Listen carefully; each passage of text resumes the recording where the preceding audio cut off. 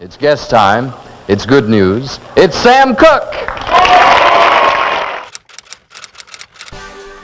What's up, guys? Welcome back to MuvieRats. In today's video, we're going to talk about Ain't That Good News, the final look into the legendary career of singer extraordinaire Sam Cooke.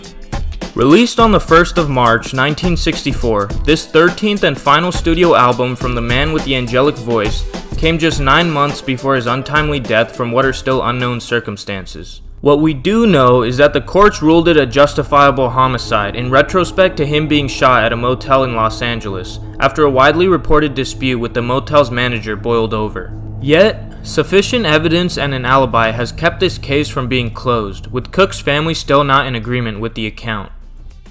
While he left the earth at only the ripe age of 33, Cooke was arguably the best soul and R&B singer of his generation.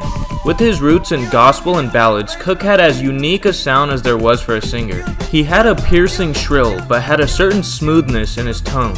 This apt description for his voice is on display on this album's hit song, A Change Is Gonna Come, which was penned by the man himself in response to the civil rights movement. A bold statement was made by the man behind the mic, but backed by an orchestra and slow tempo, Cooke ensures that your every second of listening isn't wasted. As we see it, A Change Is Gonna Come is not only the biggest hit on the album, but the best song too. However, almost the entirety of the record is filled with hit after hit and delight after delight. Another big tune, Good Times, is one of the happiest songs ever. Different from the more tear-jerking and introspective A Change Is Gonna Come, Good Times will lift you up and then some. Led by a vibraphone and prominent bass line, the drums roll off at the end of measures, building up for Cooke's next move. This style of song would come to be a rock and roll standard for the American graffiti crowd, but Cooke was the originator.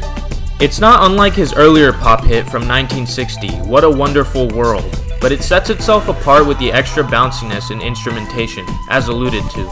Still though, Cooke's choice of session musicians reflects a smart man. He knew the blues inside and out, but could turn anything sad into a happy romp, and vice versa.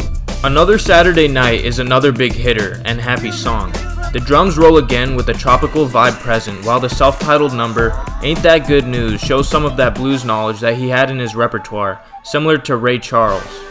Meet Me at Mary's Place, meanwhile, is even slower and bluesier, showcasing the vibrato of Cooke's voice like a nice brandy. It rounds out the song solely written by Cooke. The rest of the songs on the album, or all 7 to be exact, were either co-written with others, covers of other artists' songs, or new takes on traditional standards, the last of which was the Riddle song, which was really silly lyrically. Cooke somehow turns it into a ballad, but it stands as one of the lone weak points, aside from some nice vibraphone again. Tennessee Waltz, on the other hand, is a cover, originally by Pee Wee King and Red Stewart. Out of the remaining covers, an A-side trumpet affair, titled Rome Wasn't Built in a Day, stands out as the catchiest. The other covers are good, stripping Cooke's voice to the bone, but they aren't as memorable as the slower songs of that nature that have been mentioned. All in all, Ain't That Good News is one of the greatest soul records of all time, if not musical albums ever.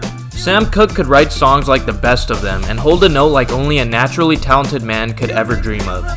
His influence will live on for centuries to come, with this being an example of the incredible skill and everlasting popularity that will never elude the namesake of Sam Cooke. If you haven't heard this album yet, we urge you to give it a listen.